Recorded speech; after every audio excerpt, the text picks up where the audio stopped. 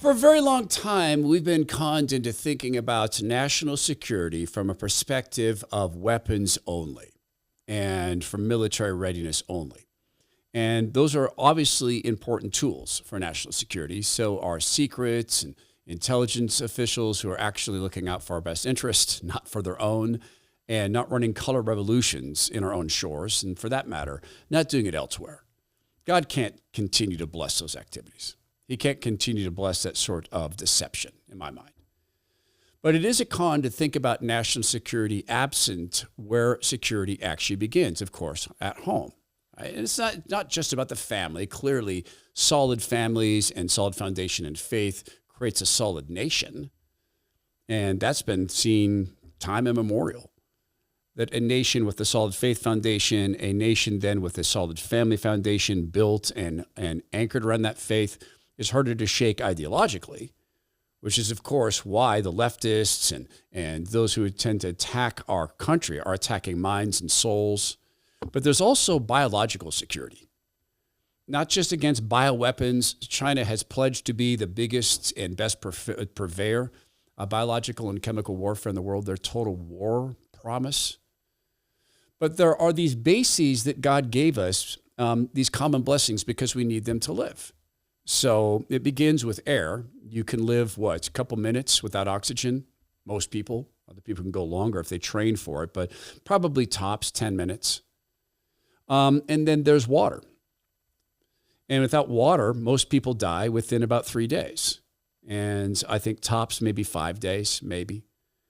Food, it depends on how much fat you have in your body. You can last, 30 days to 90 days, again, depending on how much fat you have and how much movement you have to do. But it's very, very finite. So national security begins with a couple of items, obviously air and air quality, access to water quality, food, and then, if you want to be really safe and secure, then energy. Now, President Trump is very, very serious on the energy policy about returning us to the position of being a net exporter of energy and a dominant net exporter. That makes us safer, harder to take down because we're generating our own fuel to cook food and to purify water. But it's on the basis of water and food that we've been conned. And right behind our backs. Now, some of us have been talking about this for years. And maybe it's because we grew up around farms, or we worked on them when we're young, or we live in a rural area that we see it and we're reminded of it. The insanity of allowing Chinese Communist Party-backed companies to own American farmland is just that. It's insanity. It's a decision to decide to allow one of your biggest geopolitical foes to own your water rights, or at least great portions of your water rights. It's also flat, questionable, not necessarily insane, to allow people like Bill Gates to amass massive amounts of farmland that he doesn't intend to farm. He intends to buy and seize to drive up prices of core food items to make his fake food more affordable. It's the same exact thing they've done with core energy. They want gas and diesel to appear expensive, so there's a market for solar. They want gas and diesel to appear expensive, so there's a market for electric cars. It's all about causing the problem and then selling you the solution. It's, again, time immemorial. President Trump did something very, very important in his speech that did not get enough credit. And I'll share that with you in just a second. It's about these power bottlenecks. We've talked about this, driving us towards fake food, plastic meat, etc. That's not the way God designed things, and President Trump took this on. We'll talk about that. We'll talk about something RFK Jr. said in a build-up to that. And if you don't like bottleneck behaviors, I don't blame you. There was a bunch of bottleneck behavior. Bottleneck behaviors like limiting access to certain medicines, hydroxychloroquine and ivermectin. We know about that. Those bottleneck behaviors cost people a lot of lives and at least a lot of health. So there were brave pharmacies like All Family Pharmacy that were speaking out then. Why are we limiting access to this? They never played that game. They didn't have to because they're family owned. It's actually two brothers who own this pharmacy. Their mom works there, but that's who you likely talk to if you call and talk to them. There's a lot of places that you can get these days, ivermectin, hydroxychloroquine, but most of them are just marketing firms. All they do is collect your name and email and address, and then they sell it to this doctor or that pharmacy, and then they send you the drugs. But you don't end up with anybody you can call or talk to if you have questions about dosages or actually want to talk to the prescribing physician. You probably don't have their names. All Family Pharmacy is different. You'll buy directly from them. And what I like most about them is the personalities of the people who work there. So go to allfamilypharmacy.com/Herman and use the code Herman10 for 10% off your entire order. Don't wait to be prepared. Get prepared now. Protect yourself and your family today. Visit allfamilypharmacy.com/Herman now and use coupon code Herman10 to save 10%. allfamilypharmacy.com/Todd. Here's RFK Jr. talking about something vitally important, and I think the president is listening, if we're to believe what President Trump said during his speech. This is a bait and switch. This is a way of destroying the small farmers. And if we want to have democracy, we need a broad ownership of our land by a wide variety of yeoman farmers, each with a stake in our system. That's what Thomas Jefferson said, and wiping out the small farmers and giving control of food production to corporation is not in the interest of humanity. We need to help those farmers transition off the addiction that we imposed upon them in the first place. When he's talking about the addiction, he's talking about government monies and price rigging and market rigging, and that has happened. We rig markets for milk, we rig markets against things like raw milk. And where I live, you can go around the corner and buy raw milk. People just don't involve the federal government in this. And funny thing, no one here is dropping dead. Maybe that's just us. Maybe Idaho has a special immunity to raw milk illness. When RFK Jr. talks about this, he's talking about corporations as if all corporations are equal. They're not. But we do have the ability to provide tax incentives for small farms, and we should. And maybe those tax incentives are simply things like this, being able to pass on a family farm without a wealth tax, without an inheritance tax. Maybe it's things like allowing more write-offs for personal vehicles if they're used in the farm. There's a ton of things we could do. Maybe it's, in fact, encouraging the hooking up of small businesses together. Maybe they should be given the ability to create a government-sponsored co-op, these small family farms, so long as they remain small. They're not purchased by corporate entities. Now, the other reason I'm against these corporate entities is so many of them are seeking efficiencies over nutrition. And those efficiencies are landing us in a situation where we're making tons of Americans sick through highly, highly processed foods or meats that are going to be injected with this or that. They do this sometimes after the cattle is. Did you know that? They inject the meat products afterwards so they can say, oh, it was grown free of this stuff. Is it free of it now when you eat it? President Trump was speaking about trade policy. He was speaking about tariffs. But in speaking about this, he's also really speaking about national security. And yeah, this is a way of selling his tariffs. I get that. I'm not blind. I'm not someone who goes around saying President Trump is always playing 15-layer chess. But he makes a very strong point, particularly in relation to small family farms.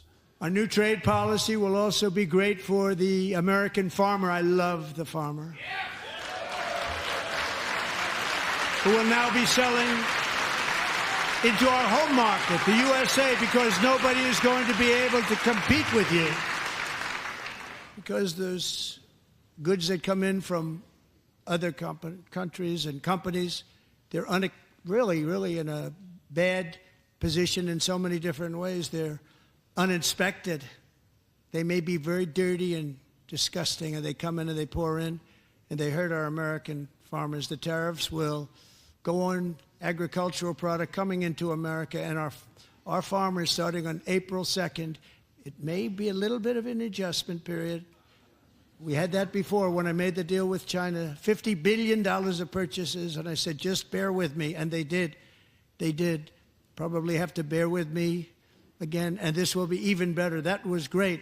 The problem with it was that Biden didn't enforce it. He didn't enforce it. $50 billion of purchases, and we were doing great, but Biden did not enforce it, and it hurt our farmers. But our farmers are going to have a field day right now. So to our farmers, Have a lot of fun. I love you too.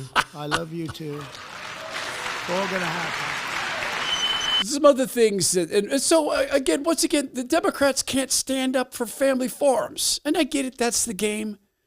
But something else that the Republicans could do is help family farms get into the exporting business. It doesn't need to be just the great big agri companies that do this if family farms want to export. Far better, though, I think, to keep family farms local. Far better to get away with from the idea that it makes sense for us to truck our celery over from New Jersey into Idaho. It doesn't make sense.